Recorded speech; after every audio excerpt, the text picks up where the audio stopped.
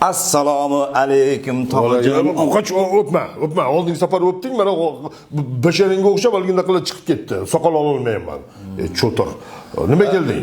Chaqirtirgan ekansiz? Ha. Qisqasi, mana hozir buyruq keldi. 2026-yil 15-yanvardan 28-fevralgacha aholini ro'yxatga olish boshlanadi. Dastlabki 17 kun faqat internet, onlayn orqali ro'yxatga olinadi. Tushunyapsanmi? Undan keyin 1 oy 28-fevralgacha mahalla faollari, ya'ni 7lik uyma-uy yurib ro'yxatga olishadi.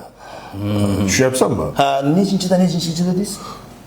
15-yanvardan 28-fevralgacha. O'shani 30-gacha qila qolmabdi-da. To'ppay. 28dan qaytadi-yu fevral. Ha, bo'ldi. Tog'a o'zim uyma-uy yurib, tog'a o'zim bajaraman bu ishlaringizni. Sog' bo'ling. Ish qilaymi bo'lmasa? Xo'p, tog'a, sog' bo'ling. Bajar. Sizlar ham eshitib qo'yganinglar yaxshi. Har bir to'g'ri ma'lumot xalq farovonligi hamda mamlakatni rivojlanishiga xizmat qiladi. Birga ro'yxatdan o'tamiz va kelajakni birga quramiz. Olg'a.